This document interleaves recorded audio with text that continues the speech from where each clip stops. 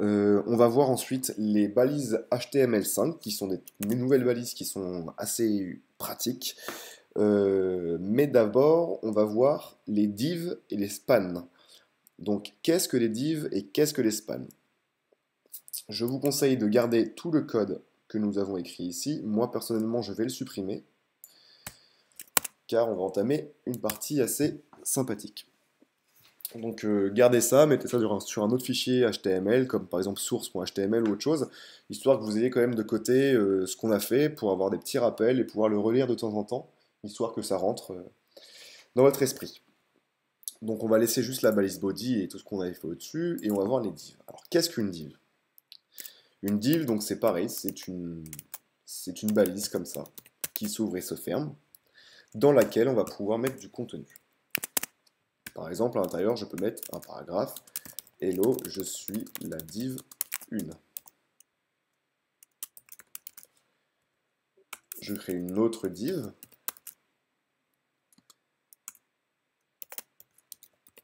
Que je ferme.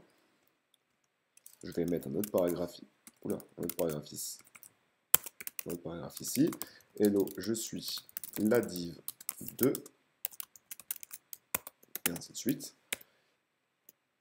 Et on se voit que bizarrement, on voit que oula, on se le voit. On voit que les deux éléments se mettent l'un en dessous de l'autre. Ce qui est assez étonnant. C'est pas grave, on va passer outre pour l'instant. Donc ici, on va mettre un commentaire. Les divs.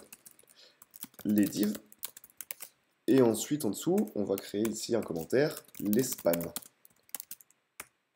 Donc on crée un span que l'on referme, à l'intérieur duquel on va mettre ici pareil un paragraphe.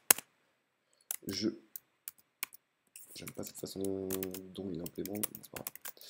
On va marquer je suis la span 1. Je vais pas m'embêter, je vais faire un copier-coller. Donc c'est commande C, commande V, ou CTRL C, CTRL V, selon sur quel type d'ordinateur vous êtes. Je suis la span 2. Je sauvegarde. J'actualise ma page. Ça ne change rien. Donc, pour l'instant, ça doit être un peu vague pour vous. Eh bien, en fait, les divs et les spans sont très pratiques. Mais on va surtout s'attarder sur les divs. La div, en fait, comme son préfixe l'indique, ça permet de diviser son site. C'est-à-dire, ça permet d'organiser son site en morceaux. Et ces morceaux seront ensuite, grâce au CSS et au placement grâce au CSS, d'organiser le site en mettant un élément ici, un élément à gauche, un élément à droite, un élément de telle couleur, un élément de telle ou telle couleur.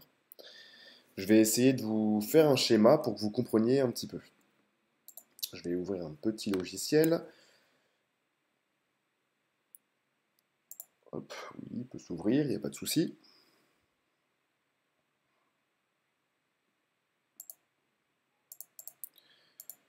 Tac. On va ouvrir celui-ci, et voilà. Donc, comment vous expliquer? On a notre page internet ici.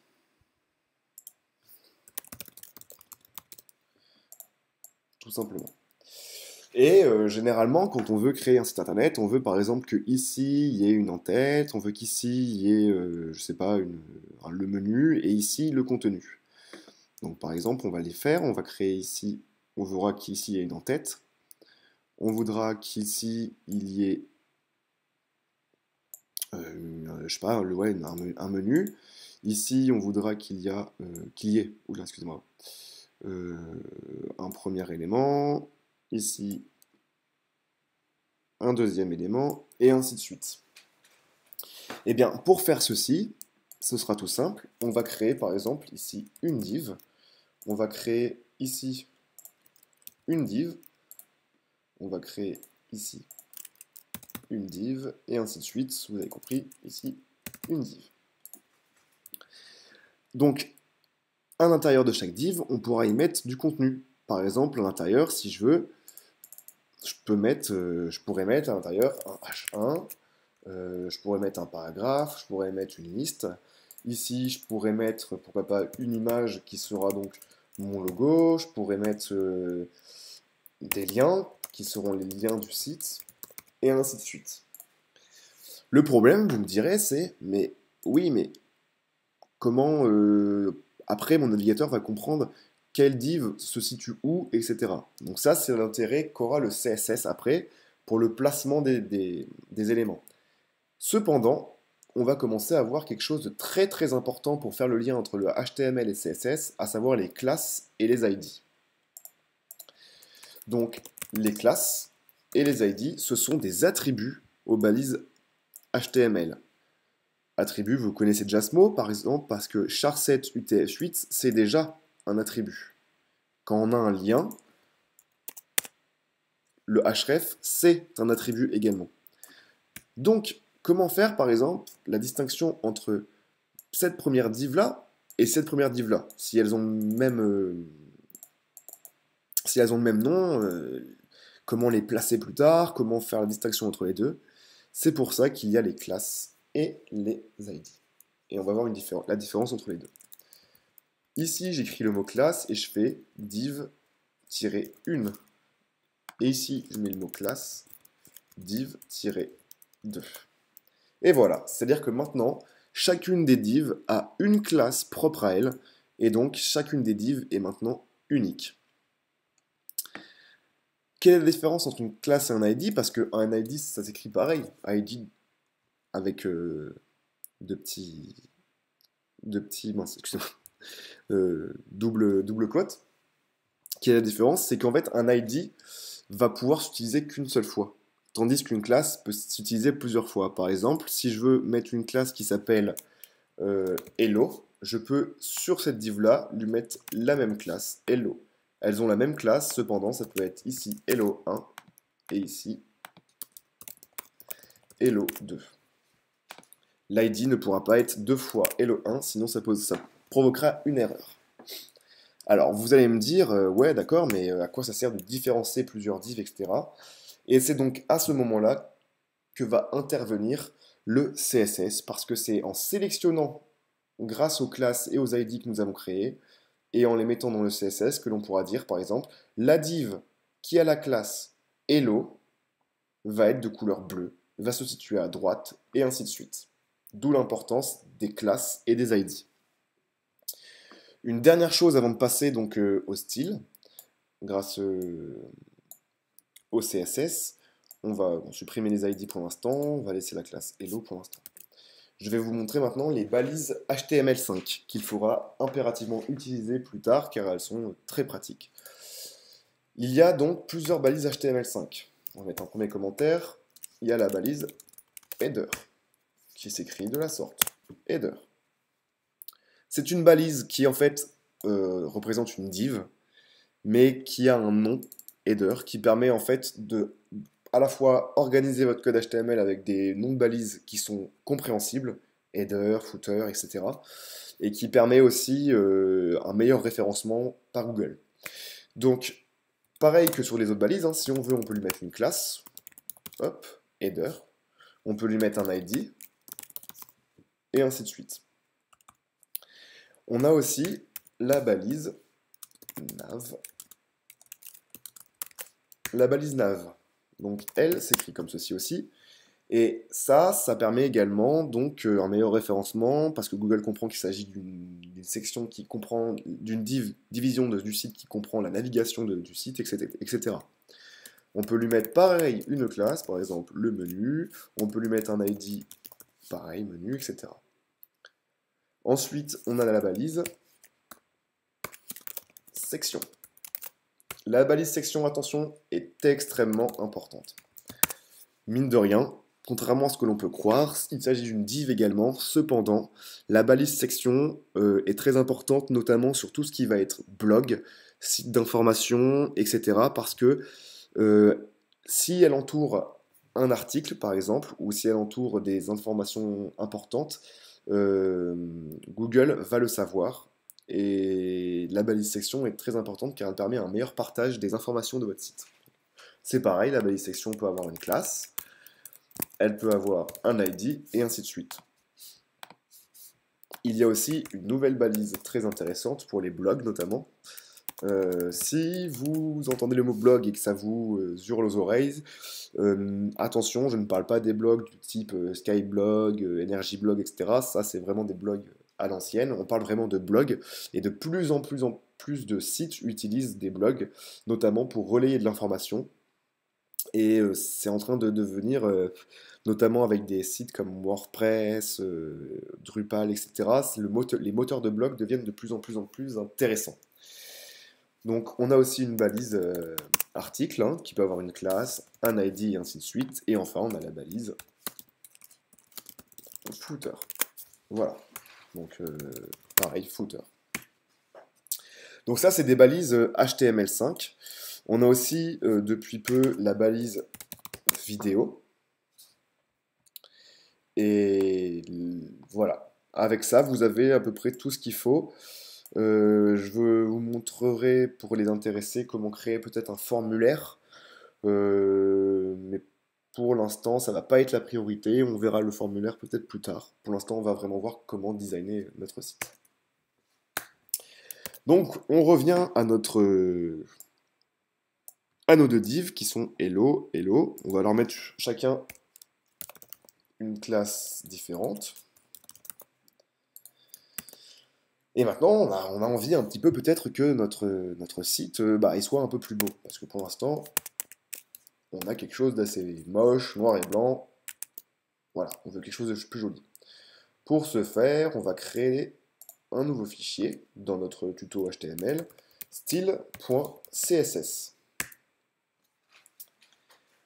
Donc le style.css, c'est le document qui va permettre de designer, donc d'habiller un petit peu notre HTML. Le style.css ne s'écrit pas comme le HTML. On va voir comment il s'écrit. Mais d'abord, il faut qu'on relie notre style.css, c'est-à-dire qu'il faut que notre navigateur comprenne que le style que l'on va écrire soit bien relié à cette page-là. Pour ce faire, on a une balise toute nouvelle qui s'appelle la balise link. On tabule. Donc là, il y a plein d'attributs, vous avez vu. Il faut savoir qu'ils ne sont pas tous importants. On peut supprimer cela, on peut supprimer celui-ci parce que pour l'instant, il ne nous intéresse pas. Celui-ci, on va le garder, rel égale stylesheet, pour qu'ils comprennent qu'il s'agit de style. Et ici, on a un href, comme pour les liens, bizarrement. Parce qu'il va falloir qu'on lie, avec un lien, notre page HTML à notre style. Donc on écrit ici style.css, le nom de notre fichier. Et voilà, nos documents sont reliés. Maintenant, on va commencer à écrire du CSS. Donc ici, il y a un petit truc à écrire, char7 UTF-8. C'est aussi pareil, c'est pour l'encodage.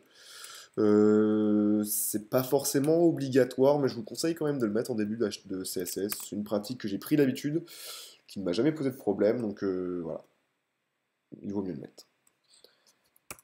Et on va commencer à mettre un peu de couleur sur notre site. On ne va pas tout de suite s'occuper des divs, on va d'abord mettre une couleur générale. Donc, on peut cibler les éléments de notre HTML. Par exemple, on a une balise qui s'appelle body. La balise body, il n'y en a qu'une seule, c'est celle qui entoure tout le contenu de notre site. Et bien celle-ci, on peut la styliser. En écrivant ici body, on ouvre les petites accolades, et à l'intérieur de body, on va écrire background color, deux points. On va prendre une couleur qui va être sky blue, et on sauvegarde. Donc, si on récapitule ce que l'on vient de faire, c'est qu'on vient de cibler la balise body, et on veut lui mettre une couleur de fond.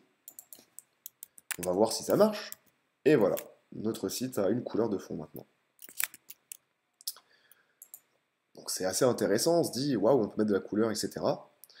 Mais est-ce qu'il faut qu'on connaisse les couleurs par cœur? Est-ce qu'il faut qu'on connaisse Sky Blue? Est-ce qu'il faut qu'on connaisse Orange? Voilà. Non, pas forcément. Vous pouvez mettre les couleurs qui vous chantent. Et je vous conseille un petit site qui s'appelle Adobe Color, enfin color.adobe, qui est en fait un site de palettes de couleurs qui vont bien ensemble. Vous pouvez explorer par thème, plus populaire, les plus utilisés. Il suffit ensuite de modifier, par exemple. on va prendre cette couleur-là. Et vous avez ici quelque chose où il est marqué HEX. Et en fait, ça veut dire hexadécimal. C'est un code couleur. Donc on peut le copier ce code, mettre un hashtag, ou un dièse pour les anciens, et mettre les chiffres que l'on a copiés. On sauvegarde, et ça marche. Maintenant, bizarrement, on a mis une couleur qui se voit pas trop. Donc ce serait bien qu'on ait un texte de couleur, ça serait peut-être plus sympa. Et bien pour ce faire, on va aller chercher notre paragraphe. Et on peut les cibler de manière globale en mettant P, on ouvre les accolades, color, donc color c'est la caractéristique CSS pour la couleur du texte, et je vous le donne, le code couleur c'est 6 fois F, et ça sera blanc. Voilà, mes paragraphes sont devenus blancs. Donc on se dit, maintenant c'est bien, on a réussi à cibler, à mettre de la couleur. Le problème c'est que moi je veux pas que mes deux paragraphes soient en blanc. Je veux qu'il y en ait un qui soit en blanc et l'autre qui soit en rouge par exemple. Comment je peux faire? Eh bien c'est là que nous allons revenir sur nos classes et nos ID que l'on a vu tout à l'heure. Classe ID, enfin l'ID on n'en a plus. C'est que on peut se permettre de styliser, là c'est une, de styliser selon la classe. Par exemple, je vais vous montrer tout de suite. On va peut-être même faire plus simple. On veut même un fond différent selon la div. Eh bien, pour cibler avec une classe, on met un point, le nom de notre div, hello1.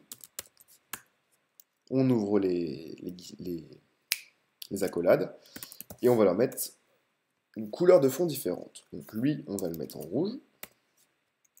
Et le hello2,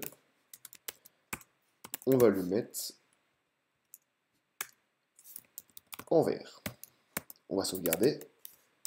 Et là, voilà. On a un super fond de couleur selon la div. Donc vous avez vu l'intérêt de cibler des classes et des ID. Enfin, du moins pour l'instant d'une classe, c'est que l'on peut cibler. Maintenant, on peut aussi mettre un ID. Par exemple, sur notre paragraphe. Ici, on va mettre un ID. On va l'appeler... Alors là, l'avantage aussi de ces classes et des ID, c'est qu'on met le nom que l'on veut. Donc l'ID, on peut mettre texte différent. On va copier le nom de cet ID. Et pour l'ID, c'est différent de la classe, et cette fois-ci, au lieu de mettre un point, c'est un petit dièse. Texte différent. Et ici, lui, on va lui mettre une couleur qui va être yellow. Et voilà, mon texte est devenu jaune. Donc voilà l'importance des classes et des ID, c'est que pour le style, pour styliser un site internet, il est juste indispensable de mettre des classes et des ID sur notre HTML. Parce que ça nous permet de cibler chacun des éléments de la sorte, comme on vient de faire justement ici.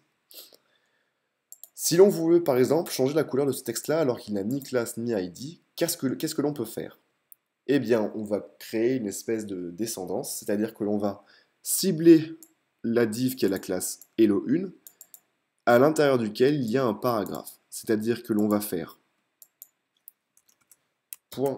.hello-1, un espace P.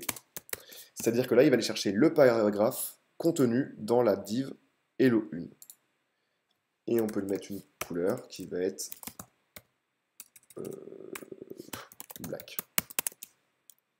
On sauvegarde, et voilà. Donc vous voyez que le CSS permet énormément de fonctionnalités. On va voir autre chose, on va créer une nouvelle div qui aura la classe lien. On va fermer, c'est mieux avec un V. Et on va créer un lien à l'intérieur. On va l'amener vers nulle part, donc on va laisser juste le dièse. On va écrire mon lien. Et on sauvegarde. Ici on a un lien, mais la couleur bleue sur bleu, c'est pas forcément tip top. Et on veut aussi que ça soit pas souligné, parce que c'est pas très joli quand c'est souligné. Alors qu'est-ce qu'on va faire? Eh bien on va aller cibler la div lien, qui a la classe lien, à l'intérieur duquel il y a un lien, donc un A. Et on peut changer, comme pour un paragraphe, la couleur. Et on veut qu'il soit en blanc. Ou alors, ça peut être... voilà, 3 fois F. Mais bon. Ça, c'est pas une écriture qui se fait en HCSS. Hein. C'est juste pour vous remontrer qu'on pouvait mettre le code hexadécimal. On sauvegarde. Notre lien est bien en blanc. Mais il y a toujours ce trait en dessous qui est gênant et pas très joli. Alors, dans ce cas-là, on peut mettre un texte décoration none. Se dire, on n'en veut plus. Et voilà, notre lien n'a plus de surlignage et il est en blanc. Mais c'est pareil, un lien, généralement, il y a une petite animation ou quelque chose qui se passe avec. On aimerait peut-être qu'il change de couleur quand on passe dessus. Et bien, pour ce faire, on a un nouveau truc que l'on va voir en CSS, c'est on recible pareil le lien, sauf que cette fois-ci, on va mettre le lien, over. Qu'est-ce que ça veut dire, ça? Ça veut dire que c'est, on cible le lien, le petit a, qui est dans la balise lien, donc c'est toujours le même, quand il est souligné, enfin quand on passe la souris dessus. Et là, on va changer la couleur pour du red, du rouge. On sauvegarde et mon lien change de couleur quand je passe dessus. Donc voilà, là on a pas mal de choses sympas. Dans notre HTML, on va peut-être rajouter par exemple ici un H1, mon super site. Voilà. Et on va le cibler en CSS. Et on va lui mettre une couleur qui va être, pareil, white. Mais sauf que vu que c'est un titre, on aimerait bien qu'il soit peut-être au milieu de la page. Et donc du coup apparaît cette fois-ci le texte à ligne center. On pourrait lui mettre un texte à ligne droite, right, ou même left. Mais nous, on veut qu'il soit centré, center. Qu'est-ce qu'on peut faire de plus? On peut lui dire que H1, il a une couleur blanche. Et on veut qu'il soit peut-être un peu plus bas dans la page.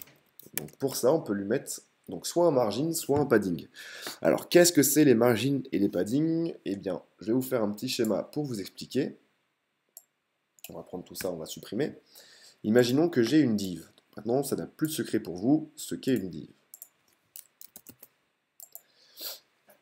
Et je sais pas, on a, je sais pas, on a un paragraphe à l'intérieur. On a un paragraphe qui est très long. C'est-à-dire que le paragraphe prend toute la div. Il y a plein de lignes qui se collent, etc.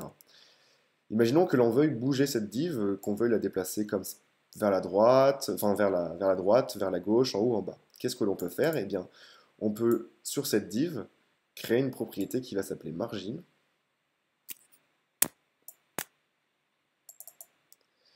qui va en fait pousser la div vers le haut. Par exemple, ici, on peut lui mettre la propriété margin top de point 10 pixels, et ça va pousser cette div de 10 pixels.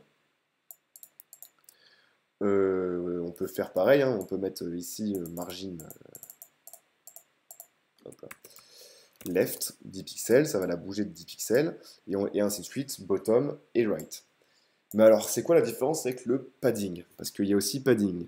Padding top, padding left, etc. Et bien, le padding, c'est à l'intérieur. C'est-à-dire qu'imaginons que j'ai un paragraphe, etc. à l'intérieur, je peux le pousser en disant ici, imaginons que le paragraphe, je vais prendre un paragraphe, par exemple, on va en créer un nouveau, mon paragraphe, imaginons qu'il prenne toute la taille, comme ça.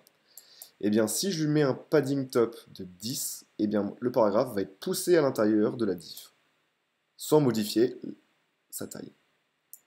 Voilà la différence entre les margins et les paddings. Donc là, en l'occurrence, si l'on veut, sur notre site internet, pousser mon super site vers le bas, on va utiliser le margin. Margin top, 20 pixels par exemple. On sauvegarde.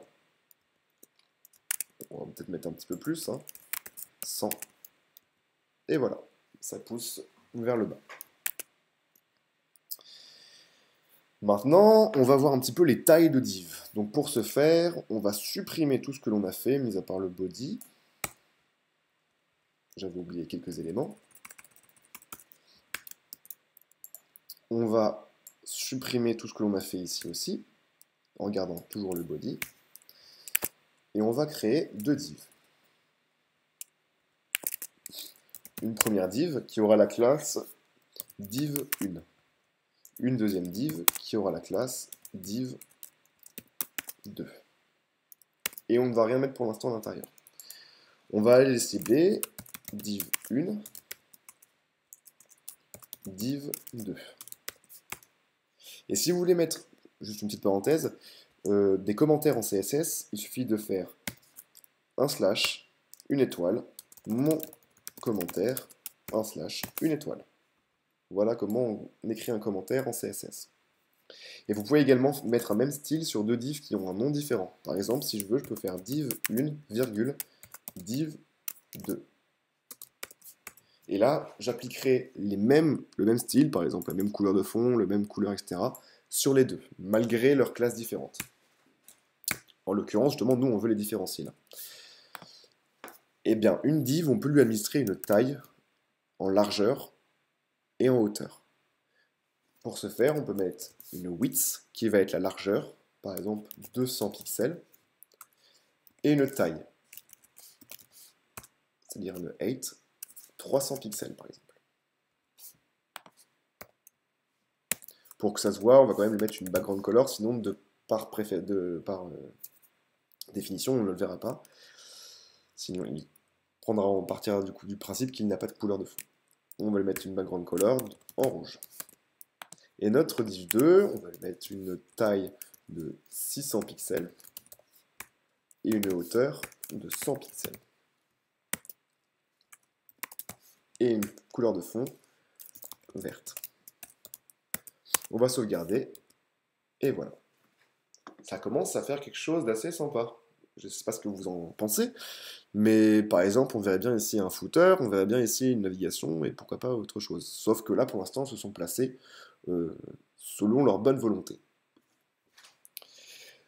Donc, on peut leur dire float left aux deux. C'est-à-dire qu'elles vont aller se placer à gauche. Qu'est-ce que la propriété float? C'est en fait, elles vont remplir la largeur de la fenêtre tant qu'il y a de la place et se mettre les unes à la suite des autres. Donc, comme ceci. Exactement. Donc là, vous avez vu la taille, la hauteur, la largeur. Donc voici comment on donne une taille à une certaine div. On peut également les mettre en pourcentage. Par exemple, on pourrait dire que la div2 a une width de 50% et que la width 1 a une table de 50% également. Avec un float left, vous l'avez deviné, ils se mettent les uns à côté des autres et prennent la totalité parce qu'en fait, ils prennent 50% de la div dans laquelle ils sont contenus. C'est-à-dire que pour l'instant, ils sont dans le body. Le body contient l'entièreté de la page. Je ne sais pas si ça se dit l'entièreté. Et ils vont prendre la moitié du body. Donc lui prend la moitié, lui prend la moitié. Si on lui met ici la même hauteur, ça nous donne deux carrés identiques mais d'une couleur différente.